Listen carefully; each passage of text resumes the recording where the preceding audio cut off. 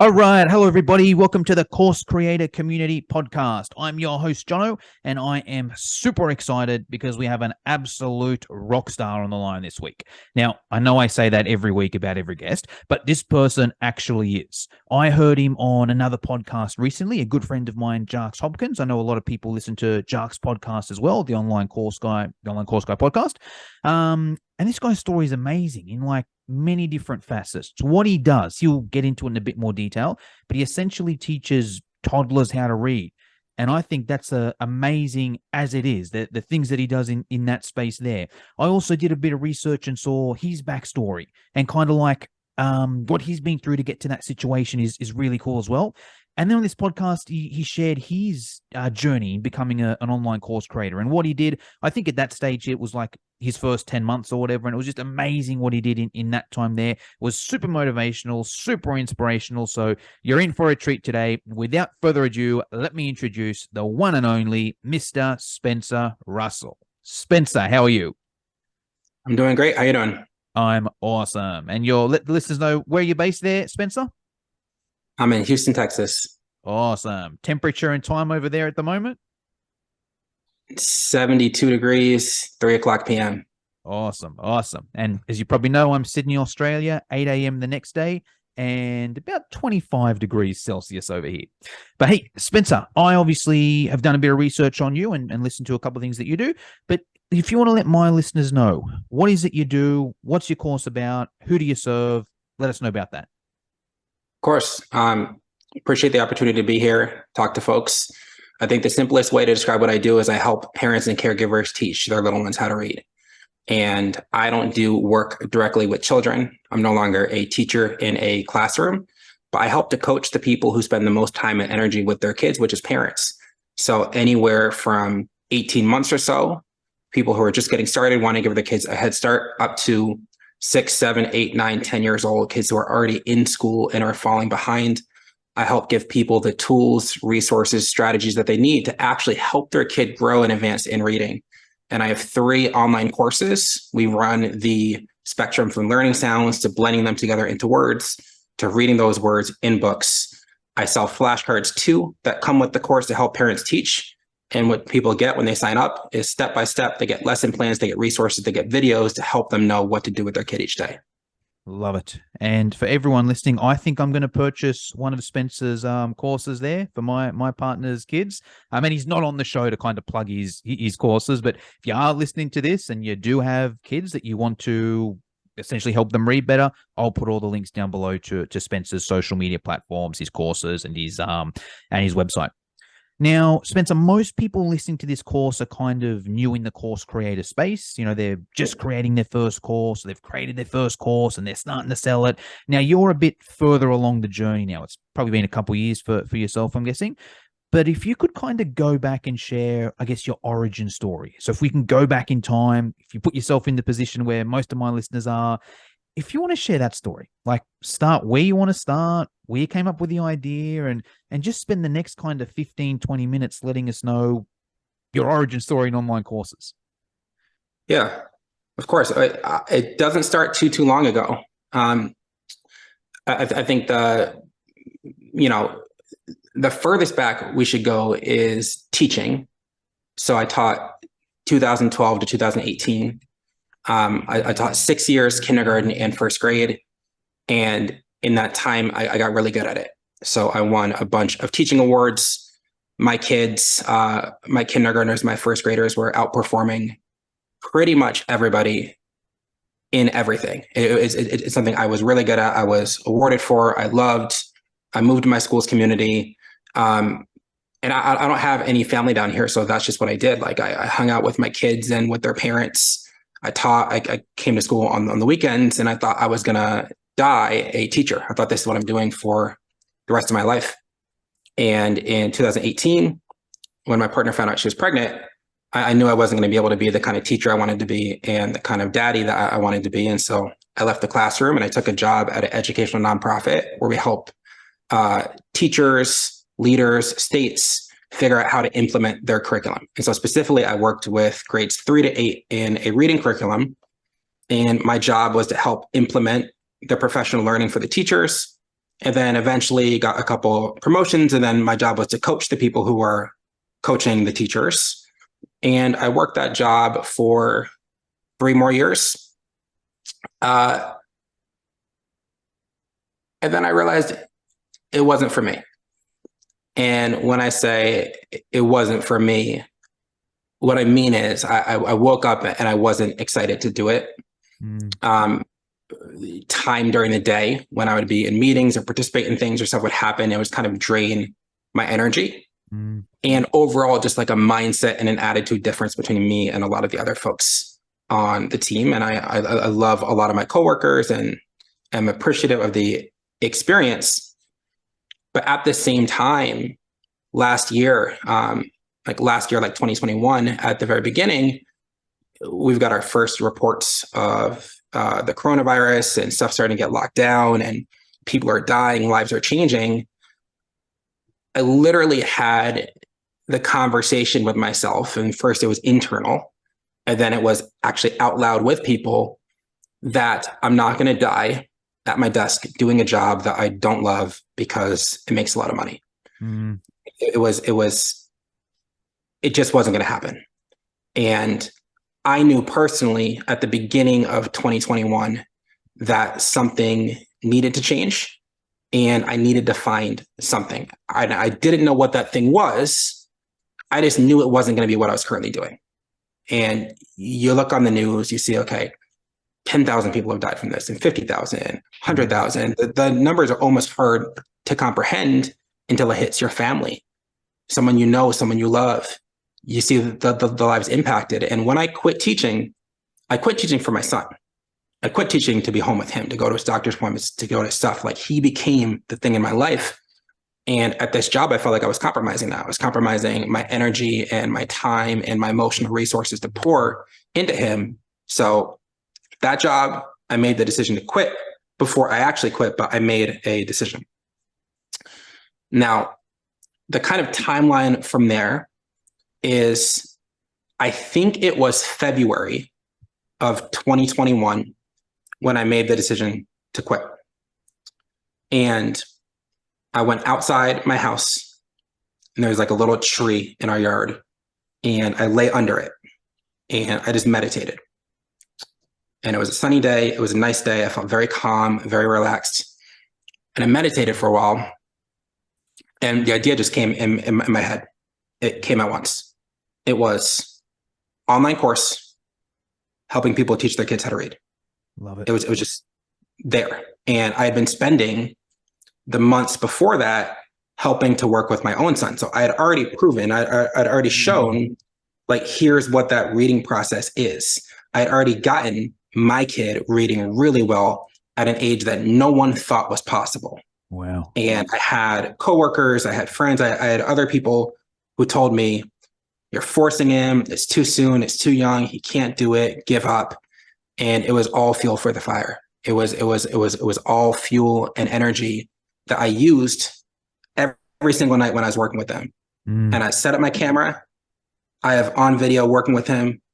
Every now and then I give a little fuck you to the camera, to whoever's watching, a little thank you for the juice. And then I do my session with my kid, right? Because it was all about him.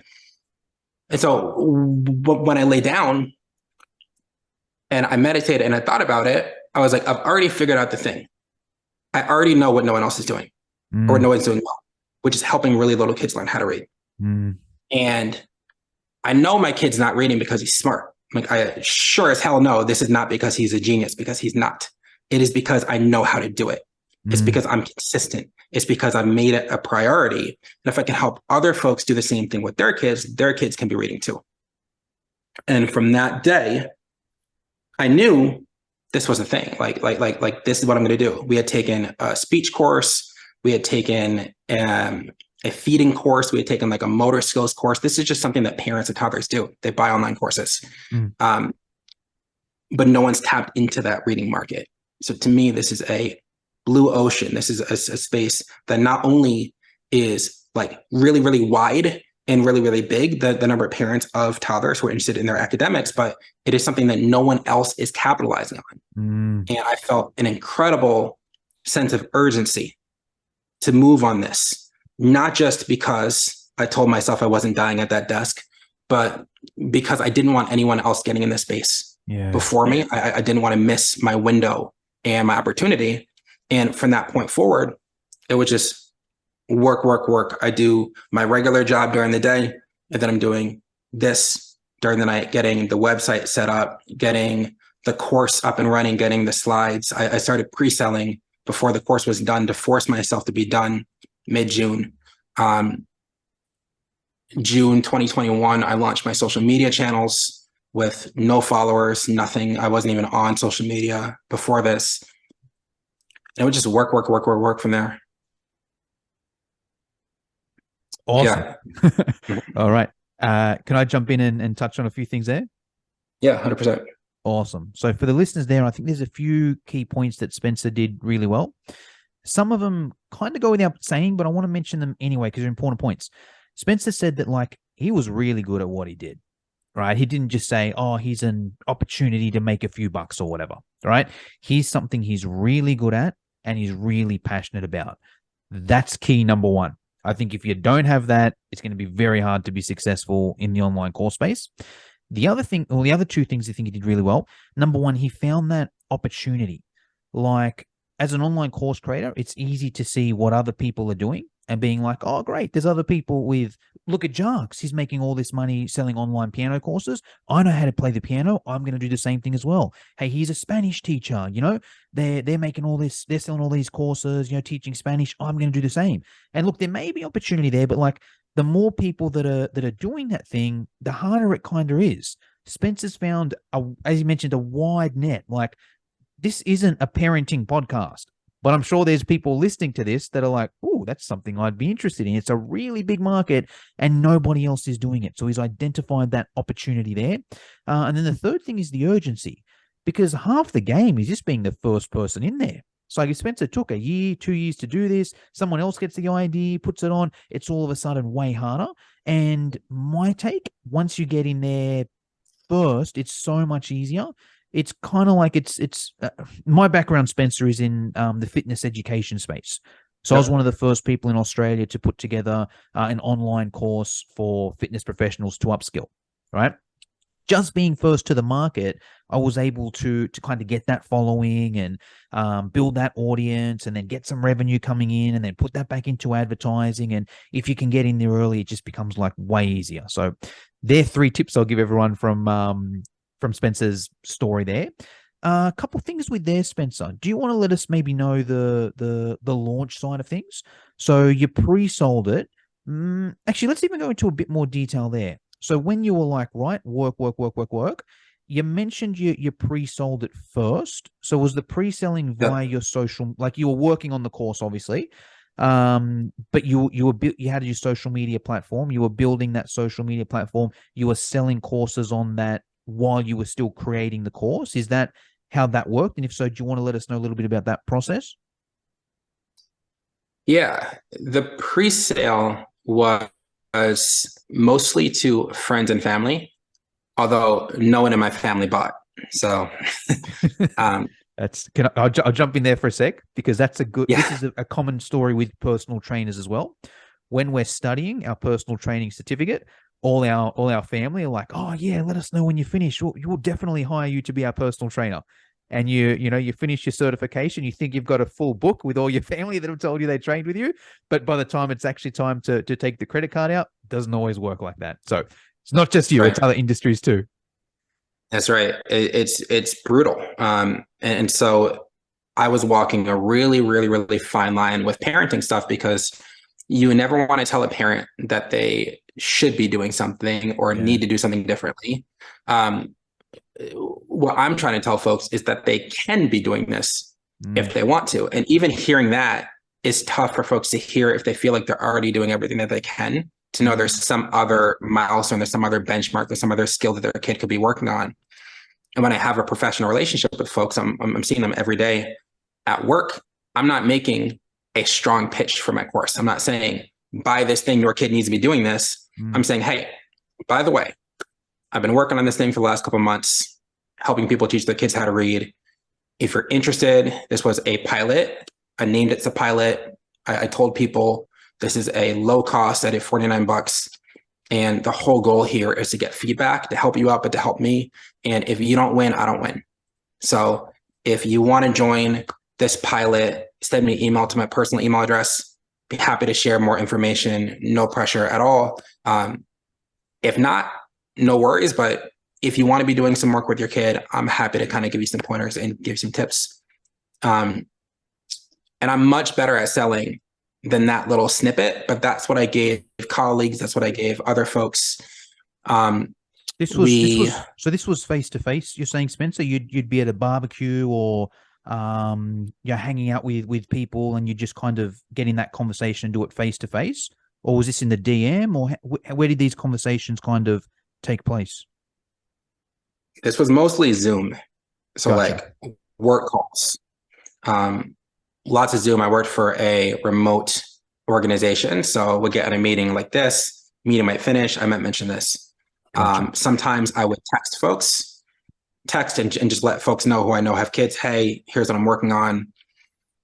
I drafted a couple emails. They sucked, but I just shot folks a couple emails, tell them know, hey, here's what I'm working on. Pretty much everybody either said no straight up or said yes, but then didn't buy. And so it was a little bit of time before I got the first sale. Yep. And then the Instagram channel. Sorry, Spenser. Oh, yeah. No, I was going to ask. This was before you started the Instagram channel. You were reaching out to people. That's right. Gotcha. Okay. And sorry. Yeah, and so Instagram started May 30th of 2021 was my first post, and that's slow going. Like I did a little bit via Instagram, but I probably had 100, 200 followers, just people I knew from life, not even people who had toddlers. And so it was a while before social media was really doing anything for me. The only thing the Instagram page at first did for me was it let people know that my kid could read. I uploaded a couple of videos, not showing his face, but a couple of videos of him reading. And people were like, holy shit. Like no one knew. Like literally no one outside of my family knew what he could do. So the videos added some credibility to folks who might already know me, but social media wasn't driving any sales at first. It was all me selling to people that I knew or like friends of friends, trying to talk with them. I would get on calls with people if they would take it. I mean, anything at this point to get a sale, I would do other than, compromise a working relationship. Yeah. Gotcha. Okay. And then you made a few sales like that, just from friends of friends and that kind of thing? Yep.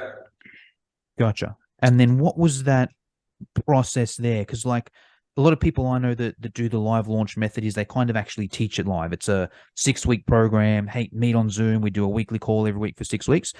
Doesn't sound like you did that. It sounds like it was like, hey, you pay the fee and you'll get the course at this date here. Or do you want to let us know a little bit how that kind of worked? Yeah. So I hired someone to help me actually design the slides. It wasn't video based at this time. It was just slides. So gotcha. Okay. The course was slides with my audio in the background explaining things. It came with handouts, and you signed up at this point. Like I didn't even have the technology right. So it wasn't even automated to the point where you sign up and you get it. It was you sign up and then you get like a 1-pager that says, hey, this is coming soon. I'm here to support you. I mean, I was offering calls to people. I was texting some of the people because I know them, checking in. I was checking the data every day to see if anyone had started the course or was taking it. Wait, hold on. Let me get my head around this, Spenser. So it was like, let's say I was a lead, right? You got on the call with me. You're like, Jono, I'm creating this thing. You interested? I'm like, yep, I'm great. I pay the $49. Do I get access to something straight away and that gets big? I get more of that, or like, what was actually, I guess, buying at that time?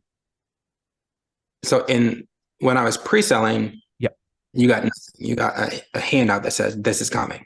Good. With a date or anything? It's coming at this date here, or mid-June. Okay, gotcha. Mid-June, and we launched June 18th, 2021.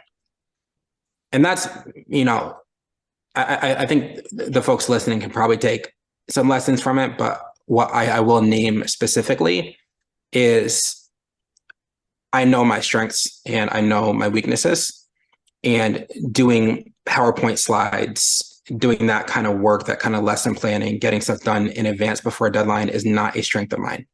So that was my initial financial investment, was someone who that is a strength. And I gave myself no out. So that weekend before we finished, I still had a lot of work to do. So I went to a hotel down the street and I just spent the weekend 5 minutes from home. And I'm not leaving the hotel until this is done. And knocked it out, got it live. At that point, people would get the course. I was in Thinkific at this point, and so they get the videos, they get the handouts. It wasn't a particularly impressive product, but I knew it wasn't the final. I knew it was a pilot. I knew I couldn't get to the best version without people taking it. And so my goal was have people take it, see how it goes, see what I need to change, and eventually I'll reshoot it, I'll relaunch it, I'll increase the price, and we'll take it from there. Gotcha. Couple questions with that. Number one, how did you go about getting that feedback? Was there like a survey at the end of the course? Did you reach out personally? How did you go from, right, I've made these sales, I know I'm going to update it, and this is what I need to update? I did both. I built surveys into the course. So before they could move from one lesson to the next, they had to give feedback. Gotcha. And then I'm also reaching out personally. Okay. On each of the lessons, be like, what was helpful, what wasn't helpful. I'd ask people why they signed up, that sort of thing. But we're dealing with 30 people, probably half of which never logged in. Now the folks who logged in, everyone is taking it. So I'm kind of working off, maybe 7 people's data and just kind of doing my best. So then I'm also texting, I'm calling, trying to figure out what's going on. Ultimately, the lesson that I learned, what I took away from it is it's hard to get people to do an online course. Yeah. I thought I was going to get all this data about, change this lesson, do this, do that. My biggest lesson was I need to make this easier for people to access, easier for them to watch. That's part of why I switched to Kajabi, because it has the mobile app, and having a parent who can take it really easily on their phone was important to me. Shooting videos and actually having them see me and engage with me was important to me. So round 2 of revisions was all about just making the course easier to take and easier to watch. Love that. And I think like in the online course space, I'd say that's the most valuable thing. And I think that's changed over the past kind of 10, 20 years. Like 10, 20 years ago, like the more info, the better kind of thing. So, hey, if I want to buy this online course, give me as much info in there as possible. Like nowadays, yeah, info is good, but you can probably get a lot of it for free on Google anyway. It's kind of like, how can we stream like this? How can I log into this thing, be as easy as possible to log in and complete? So I think that's key there. And am I right in saying, Spenser, from that, it was like, right, I've done this pilot, I've got 30 people, I've proven concept, it's work. Here's my mission. As in, after the pilot, I was kind of set on the direction to go moving forward. Correct. Pretty much. I would call the next version of the course like pilot version 2. Good. And actually, just a question. I know you mentioned earlier you'd made the decision to quit your job to do the online course thing. You were still working in your job for the initial pilot. Is that right? Yeah, that's Gotcha. right. And the second pilot. So it was probably August or September after that June launch when I launched another version. And that was when I set up my camera at this couch and I did everything out loud and I edited everything and I put it together. And at that point, I split the course into 3 courses. It was just one big thing together. And I think people were getting overwhelmed by how much information they had to get through. And so I said, let's just do this stage by stage. Let's learn the sounds. Here's that course. Let's blend words. Here's that. And then let's read books. Here's that. And so I split it out to make it easier. Recorded pilot version 2. At this point, I'm still in my full-time job. And I quit my job in November of 2021, 14 months ago, almost 14 months, and recorded the current version of the course last January. So each of the pilots probably lasted like 3 months before I iterated and re-recorded. And now we are in the current version of the course. And I think 2024 will be the final version of the course. Love it. Question with the quitting the job kind of things, because a lot of people listening to this, that'll be their goal there.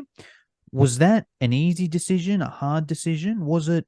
And even if you can speak about some of the numbers there, you don't have to get specific in those numbers, but just in terms of like, was it like, right, I'm making just as much on this as I am in my full-time job, so it makes sense to quit?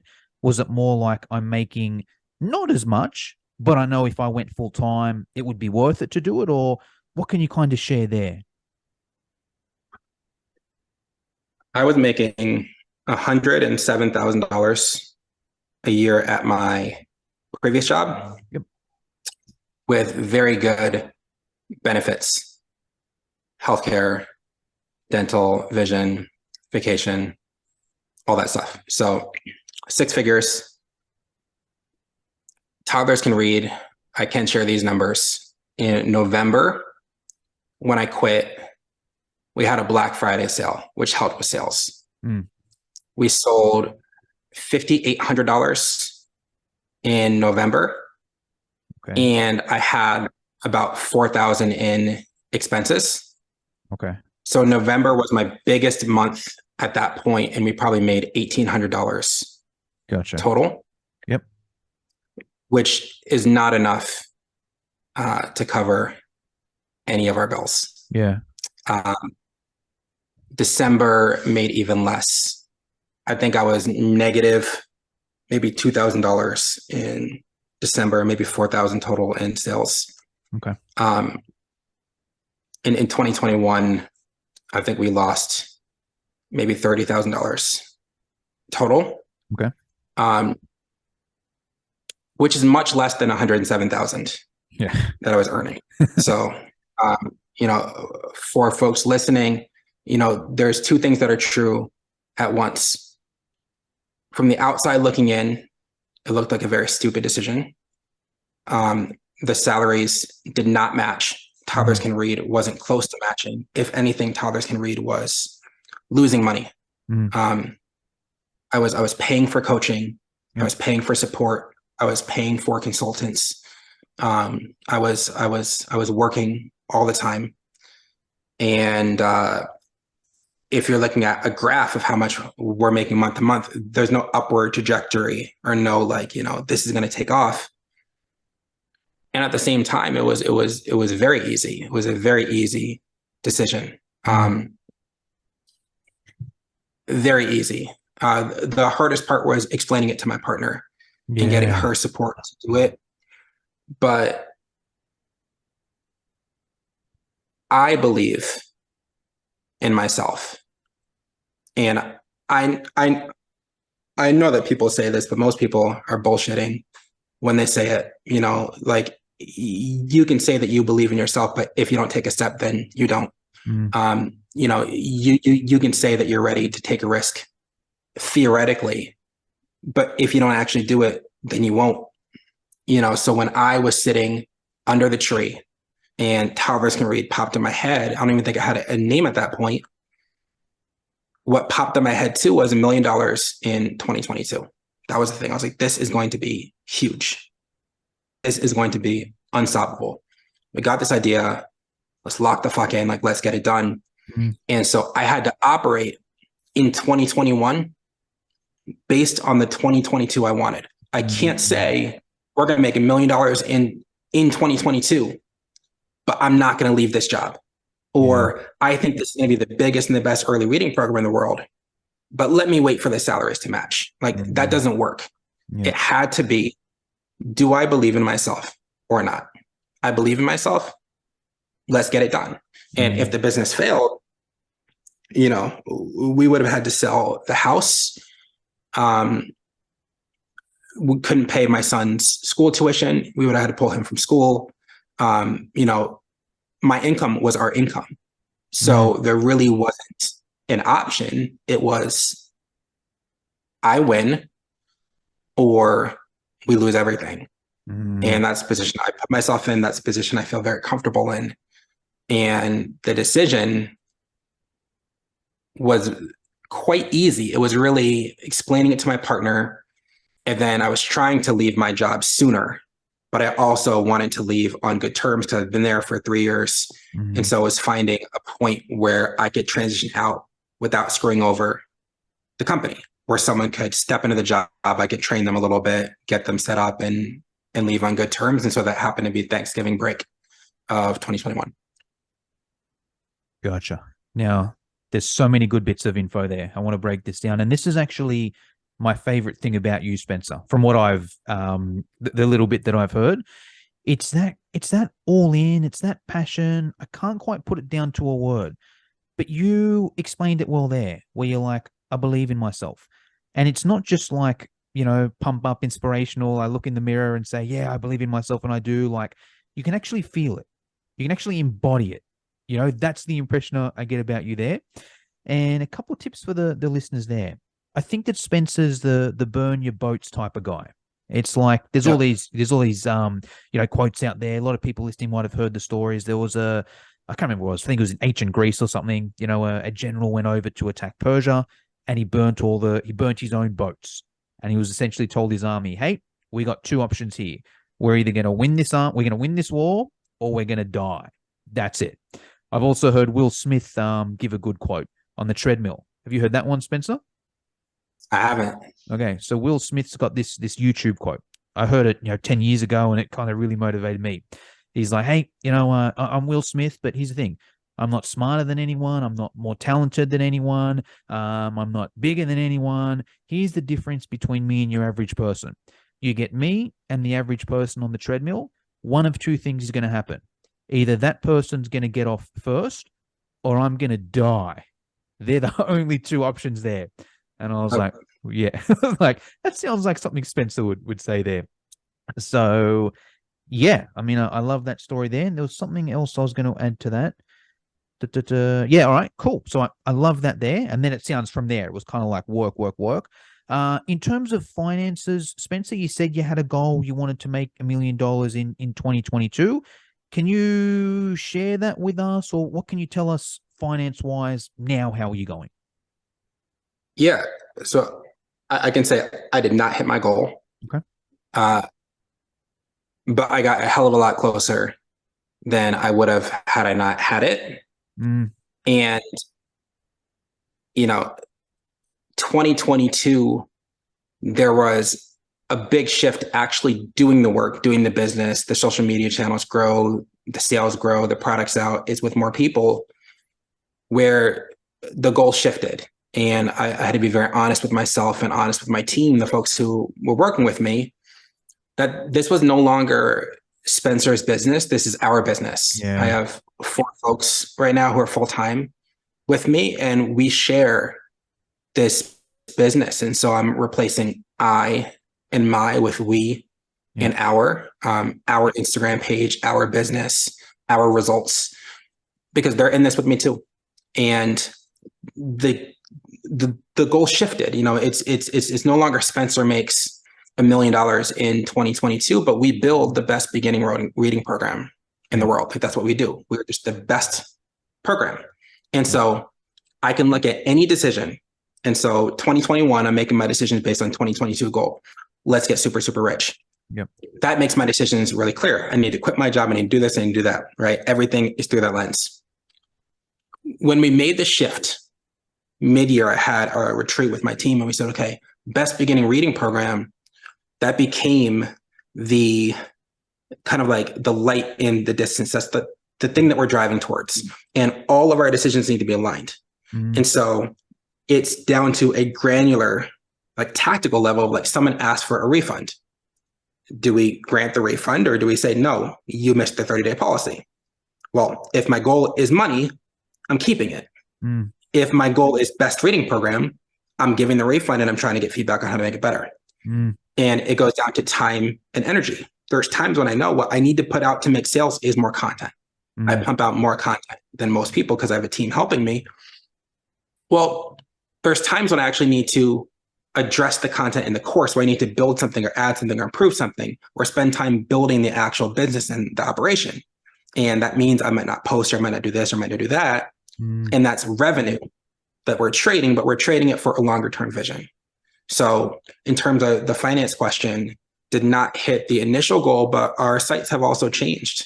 So now when money comes in, we're thinking, okay, how do we cover the operational expenses, people's salaries, insurance, healthcare, that sort of thing? How do we make sure that everything, all our T's are crossed, all the I's are added? But like, then how do we pour that back into building a better product? I'm looking at how do I create books? How do I create resources, whiteboards and markers and all this sort of stuff? How do I put in these bulk orders? How do I get the best product? How do I revise it? How to improve it? And all of the money stuff is based on what will this allow us to make and to create in order to be closer to the best with the goal of, I understand right now we are not the best beginning reading program. Yep. But I don't really think anybody is. I don't think any of us are getting it exactly right. I think there's parts missing. I've read, I've studied, I've analyzed, I've bought everything from every competitor. I know exactly what exists. And our team is driving towards the best version of all of those things. And so all the financial stuff, all the information, that goal of $1 million in a year, like all of it is to serve creating this thing that we can put out in the world and be really proud of, that we're changing a lot of lives. Love that. Okay. There's so many good bits there. And you reminded me of some of the other stuff I wanted to cover earlier as well. One thing Spencer's mentioned a couple times is he's got a goal, whether it's money, whether it's having the best program, he's got that goal, but he works like he's got it now in a nutshell. Like, it's very hard, in my opinion, if someone's got a goal and they're like, right, I want to, whatever, make X amount of dollars. I want to have the best program there, but I'm going to do it once I have the skill set, right? I'm going to do it once I have the money or whatever it may be. I'll even share a personal example with myself. Maybe, I don't know what it was, 5-10 years ago or something. I wanted to be like the leader in the social media space for fitness professionals. If you're a fitness professional, you want to get better at social media, you speak to Jono. He's the guy, right? And there was a big conference in San Diego, the social media marketing world. And at the time, like, it was a lot of money, Sydney to California. I had to get the flight. It's expensive in California. I had to buy the tickets. I had to, take time off work. And I was kind of like, do I really want to spend whatever it is, $5,000-$10,000 for 4 days at a conference or whatever? But then in my head, I was like, you know what? If I was the go-to social media person in the fitness industry in Australia, would that person go to the social media marketing world? Hell yeah, they would. So I was like, okay, if I want to be known as that person, I've got to do that thing now. I've got to take that little bit of a hit now, but it's going to pay off long term. And I think that comes across in everything in life. So I think that's an important message there. I love the I and the we thing as well, because I think a lot of people, when course creators, when they start off, it's pretty much just them. So everything is I, Spenser, Jono, whatever it may be.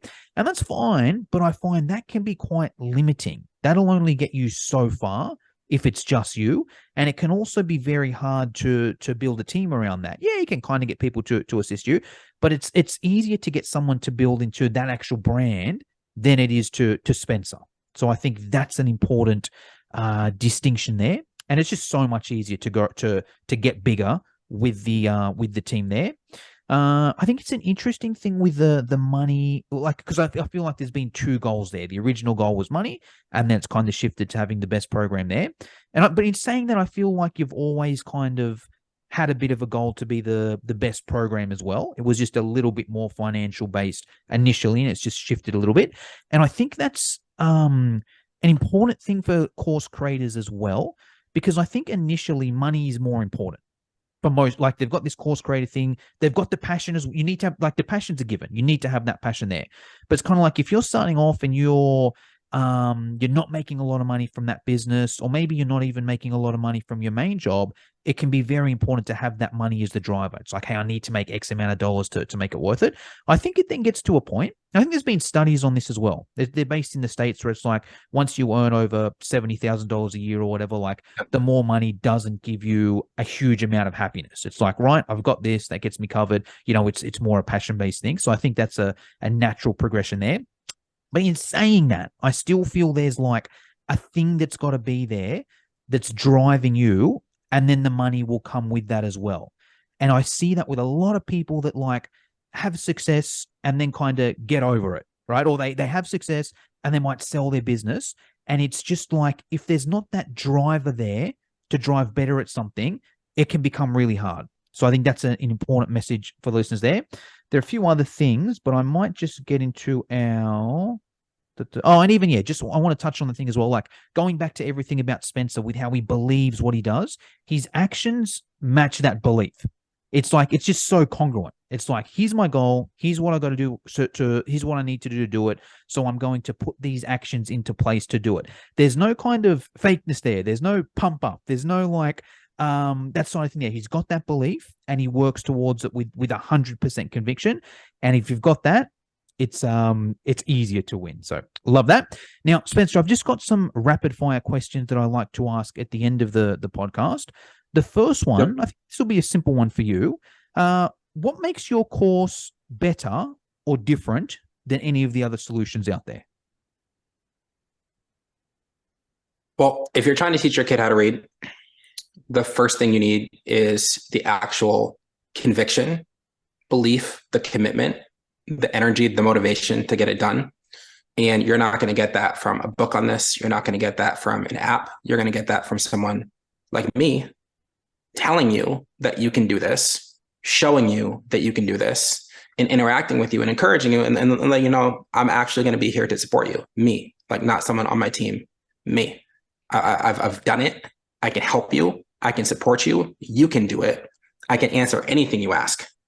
Anything, behavior, academics, otherwise, I got you covered and you can do this. Because parents come home, they're tired, they're stressed, or they're already at home. They're staying at home with their kid. They can't find the time. They can't find the space. They can't get the kid to sit still. It takes a lot of motivation to actually stick to a routine. And so not only do I provide motivation to get started, I explain the science and the theory behind the reading strategies in a way that people can understand. Most people just say, do this day 1, this day 2, this day 3. Not every kid's the same. So you need to be able to adjust the lessons to your kid. And to do that, you need to deeply understand how reading works. And I help folks understand that. And there's also a behavioral component. My reading courses come with a bonus course on behavior. I give parents tips and tricks and strategies on behavior that I've learned working with really challenging kids. And so if you can't get your kid to sit still, which they don't need to, you can't get them to focus, any of that sort of stuff, I can help strategize why it's happening and what you might want to do instead. And you're not going to find that in Hooked on Phonics. Sold. In terms of traffic sources, Spenser, where do you get most of your traffic at the moment to make your course sales? Vast majority is Instagram and TikTok. I have 200 and probably at the time of whenever you launch, it's probably 300,000, but 290,000 on Instagram, 490,000 on TikTok. The YouTube just launched, we're up to 14,000 there. And so there's a lot of folks who follow me on social media, and I've got a pretty strong funnel set up to a free training from there to the website. But on the back end, what we're working on is SEO, blogs, website optimization, ads, some stuff to build stability, because the goal is that I can go weeks, months without posting and still have sales. Currently, we rely on me pumping out content once, twice a day. That's such a smart system as well, because it can be very easy to get trapped, right? Where it's like, cool, I've got this big social media following, I'm going to keep posting, and that's how I make my revenue. That's great. But then you got to keep posting. So I like that direction there. Software stack, Spenser. What do you use to host your online course on, and any other related softwares? We use Kajabi for the online course. My marketing team used Webflow to design the website. The website used to be hosted on Kajabi as well, but now we have kind of a custom platform there. ActiveCampaign for email. Zapier for the automations. We use Interact for a quiz funnel. I use Monday.com. I love Monday for project management. for sharing things as a team and keeping things organized. Slack to communicate internally. QuickBooks for finances. I probably have 20 others, but I'd say those are probably the main platforms. Oh, eWebinar for my webinar, which I will go to bat for them any day of the week. Okay. They almost tripled my conversion rate because there's a live chat feature during my webinar. Yeah. And so when parents sign up for a webinar and watch, they're getting polls they can interact with. There's a chat feature where I can go in and answer their questions as they watch. And it's a completely different experience than you would get just kind of watching a video when you're actually watching and asking questions about your specific kid. So eWebinar is dope too. Gotcha. I haven't tried that one, but I'll definitely check it out. Awesome. Cool. I'll give my 2 cents here as well for the course creator. So Spenser's obviously using a lot of software there, and you need to do that once you kind of get to the stage that he's at. I'll share what I found in the course creator space, and let me know your opinion, Spenser. I think if someone's just starting off in the course creator space, it's probably best to go with an all-in-one software like a Kajabi and Zenla, something like that. The reason being, I know Kajabi is slightly more, it is more expensive than the other platforms out there, but it does everything. It's got your email, it's got your website, it's got your funnels, it's got all of that there. And I think that's really good for a course creator starting off. What I think then happens is you kind of outgrow it. And you're like, okay, It's pretty good at everything, but ActiveCampaign is better at email than this. Hey, I want to get a WordPress website or whatever that's going to be better than this. So you then end up expanding again. So the reason I'm saying this is for the listeners. They're going to hear different things. If there's people just starting off, those people are going to say, hey, get Kajabi. It's so easy. It's got everything in there. If they're getting someone further along the line, they're going to say, hey, get Kajabi for this, get ActiveCampaign for this, get a website for this. Yep. That's fine for that person, but starting off, it'd probably be better all in one. What's your take on that, Spenser? It'll be your journey. Yeah, I started with Kajabi. I mean, I really started with Thinkific, but that was like a pilot, and I realized it wasn't good enough. My personal opinion, I did not like it. And I switched to Kajabi and loved it. So we had just Kajabi for a long time. That was our website until like 3 or 4 months ago. That was our email. That was the online course. That still is. The course, the checkout, all that stuff was Kajabi. I sold a lot of people on Kajabi without an affiliate link just to help people out. I will still do it. I don't make money from Kajabi. It's great. But it's exactly what you said, where we realize we've got all these people on our email list and we can't segment them the way we want, or we can't time these emails the way we want, or do this function, or keep these lists. And we can look at the price and say, okay, this is really expensive every month, but we can reasonably see in both sales and in time and energy that we're going to get that money back.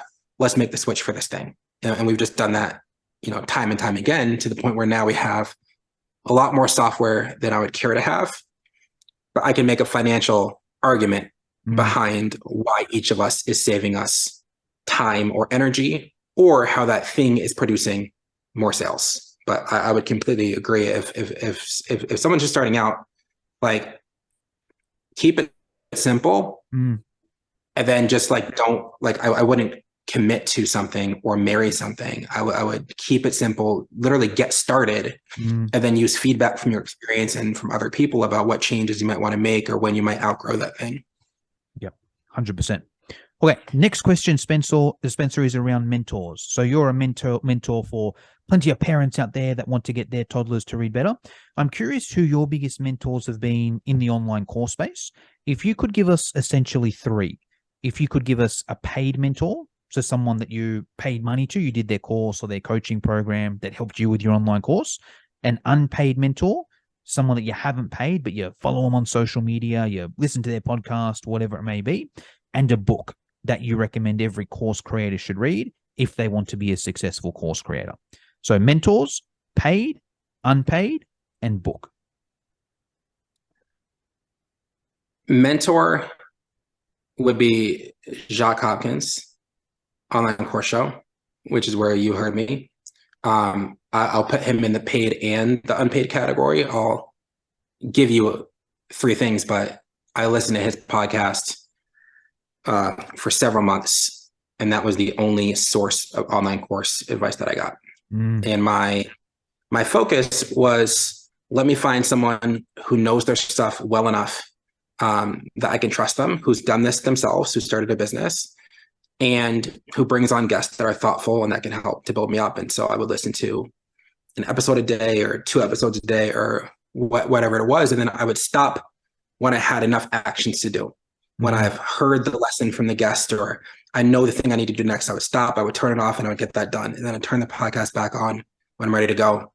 And with Jacques, it was, I tried to work with him a couple of times, and his coaching program was closed, or he turned me down. He even sent me a video turning me down, which was very kind. But I was convinced that he was the dude that I needed to coach me. And I kept trying until I was able to actually pay him for those services. And so that was really helpful. In terms of unpaid, I watch a lot of YouTube, and I would say 2 folks who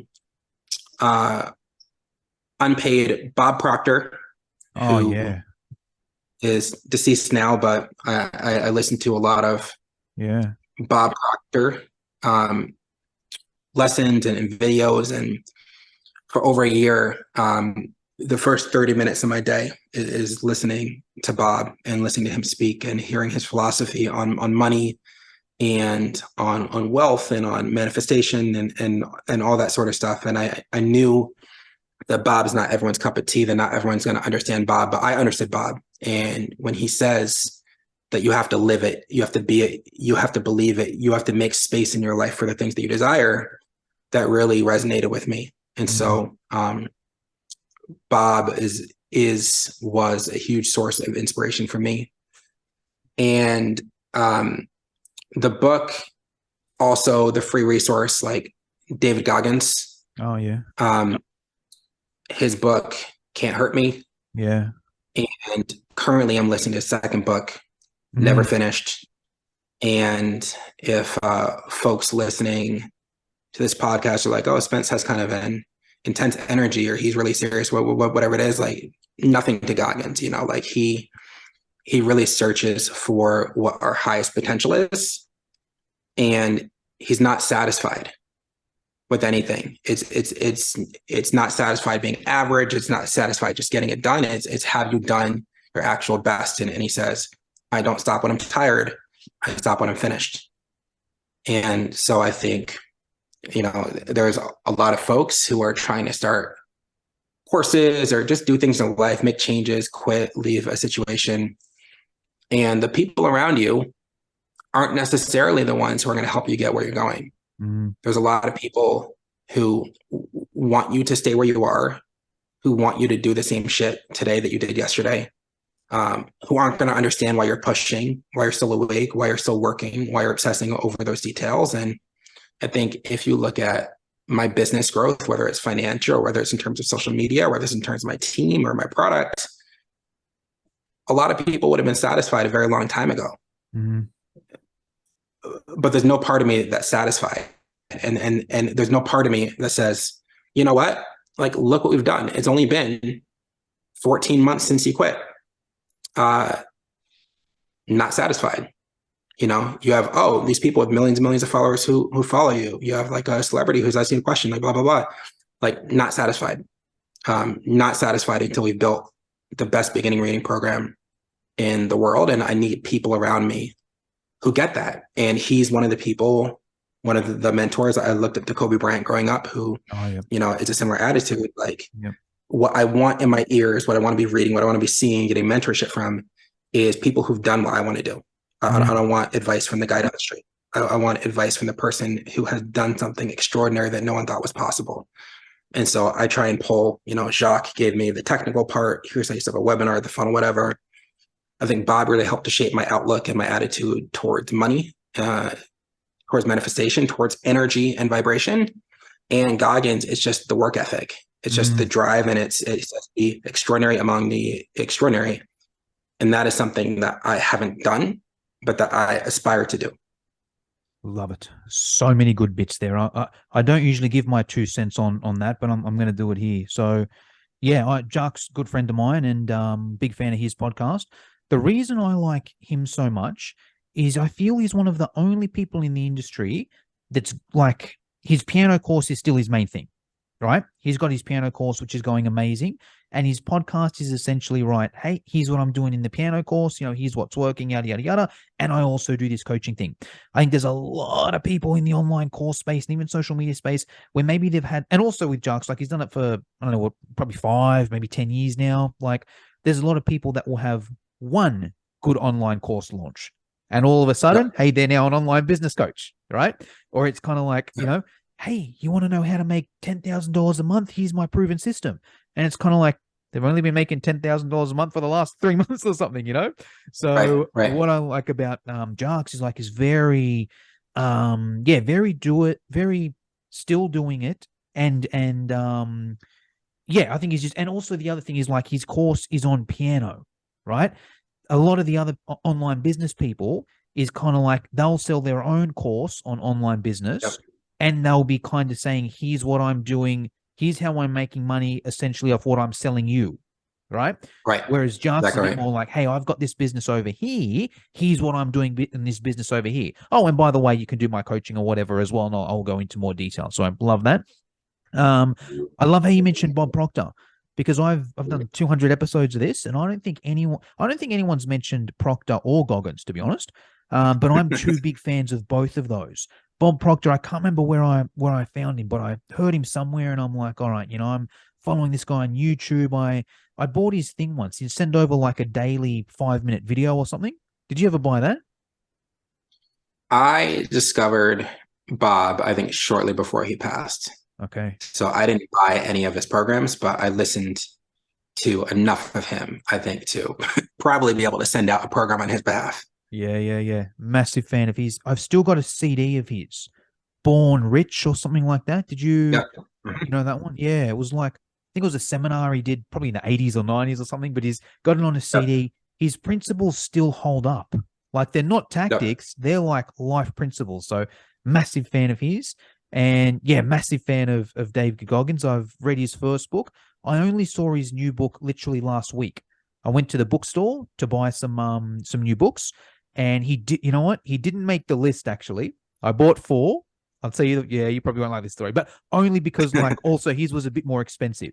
Over here in Australia, his book was $60-70. The other ones I bought were more around the 20 to 30 mark. So I got the affordable ones. But listen to this for these books, Spencer. So Elon Musk's book, right?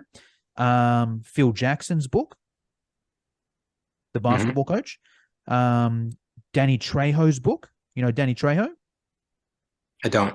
He's an actor, a Mexican American guy, and he was in like Machete. Do you know Machete? You seen that movie? I have not. Okay, well, he's in a lot of like Blood In, Blood Out, Con Air. He was in Sons of Anarchy for a bit. He was Let Me Break, like really big time actor over in the States. He's like 80 years old, but like he kind of had a rough upbringing. He was in jail till he was 30, got out of jail at 30, did the rehab stuff, started acting at like 40, and now he's 80. He's still acting, and he's like one of the top Mexican American actors ever at like 80. And I'm like, man, that's inspiring. And one other book that I can't remember what the other one was. So anyway, David Goggins just didn't make the list, but I'll get him. I'll get him next week. But massive fan of his, and I hear him on the Joe Rogan podcast as well. So big fan of his. Final question, Spencer. There's one thing that you know now. If you could go back to the very start and do of your course creation journey and do it differently, if there is one thing, what would that one thing be? Love the question. And the honest answer is there's nothing. And the reason I say that is because when I was listening to Jacques' podcast, he would ask a similar question. And my approach as a listener was if I trusted and respected the guest, if I got the sense that they knew their shit, they'd been successful, I was going to listen to their tips, listen to their advice, and I was going to do it. And I believed in myself to the point where even though I didn't have a course, I knew I was going to be a guest on Jacques' show once I launched my course and once I had my business. And I knew he was going to ask me that question. And as I was starting the business, my belief was I am going to work from a place of when I get asked this question, I can say I didn't make any mistakes. That's none consciously, you know, and there's a rule on my team about mistakes, which is it is okay if we couldn't have reasonably foreseen it. Yeah. You know, we have to do something and get feedback and put this out, and we don't know how it's going to go, and maybe it bombs, whatever. Okay. If we make a mistake that we could have foreseen, that could have been avoided by working harder or putting in the time or just being thoughtful, that's not okay.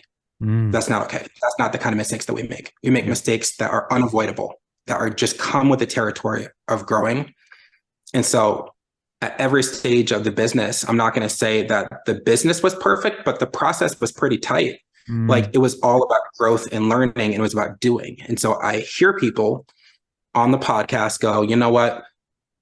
My biggest mistake was not pre-selling. I wish I had, you know, something in place to make me sell. I'm like, bet I'm going to pre-sell. People saying, oh, like I didn't believe in myself to be able to do this, whatever. I'm like, okay, got it. People saying, oh, I needed a funnel, whatever else, every single thing. I'm like, got it. Roger that. Roger that. This person's mistake, I've preemptively solved for it. This person's mistake, I've preemptively solved for it. And the last thing on my list was all these guests who had said, I wish I quit my job sooner. I heard it time and time again. They were making the money. They were afraid to jump. I wish I quit my job sooner. I said, you know what? I'm not going to be that dude. I'm not going to sit around here a year from now, 2 years from now saying, I wish I did that. I wish I did this, whatever. Like I'm going to look at myself in the mirror and I'm going to understand that if I failed trying. But I'm not going to be the person sitting here afraid to take a step. So I would say mistakes along the way, lessons learned, but nothing I would go back and tell Spenser at that point, because I think Spenser at that point had enough information to make the next step. Just like right now, you know, the business will be different in 2024 and in 2025. I will learn a lot, but right now I don't need that information. I have enough to make the next step. I know what I need to do. I don't know the final product, but I know the next couple steps in front of us. And so we're just trying to work on process, doing things the right way, making sure that we don't make avoidable mistakes. So yeah, I would say nothing. Love that, because it's a common question with podcasters, right? You listen to a lot of podcasts. Most of them ask their guests something like that. And I used to just take it as a nice to know. Oh yeah, that's a good point. Oh yeah, not bad. Oh yeah, a lot of people kind of say that. You've taken it next level. It's like everything specifically that successful person said they should have done, I'm going to go and do it. So I've never heard someone explain it like that. And I love that. Awesome. All right, Spenser. Well, that's pretty much all I wanted to get through today. Was there anything I should have asked you but forgot to, or anything you want to finish us off with? I'll finish off with one thought. Because you mentioned a lot of the people listening are kind of newly in this space. And if they finish the episode, I don't know how long this was, too long, and they're still listening, then there's some kind of desire there to either get this launched or to do better or to be better, whatever that thing is. I think I see a lot of folks who they just get lost in their head. They just get lost in thinking, and it's like think, listen, learn. And there's a point where you got to turn the podcast off and just get shit done. Yeah. You know what I mean? Like you didn't start your business or this, you know, or anything else, or get to where you've gotten coaching people and supporting people and doing the podcast by just, you know, listening to a bunch of stuff, reading a bunch of stuff. You do that, but then there's action and there's work. And, you know, as we're doing the interview and I think about that group, like it makes me uncomfortable to think that someone would sit and listen to this full episode and then tune in, listen to another full episode, and tune in, listen to another full episode and not actually get anything done. Like that makes me actually like frustrated. Yeah. So, it's hard. It's scary. It can be tough. It's not going to be easy. It takes thick skin. There's ups, there's downs, there's plenty of tears. This wasn't a smooth journey, but it's a journey worth taking. And I think, my biggest advice is like, think long and hard about if this is what you want to do. And I don't think it's right for everybody. Mm-hmm. I really, really genuinely don't, but like, if you've done the research, you've looked at the market, you've got your niche, you got your funnel, that you're the person to do it, like stop listening and just get it done. Like that's all you need to do is you just need to do something. So that's for the 2 to 3 people who made it through. That's what I want them to do. Great finish. All right, Spenser, thanks for your time. Cool. Thank you so much.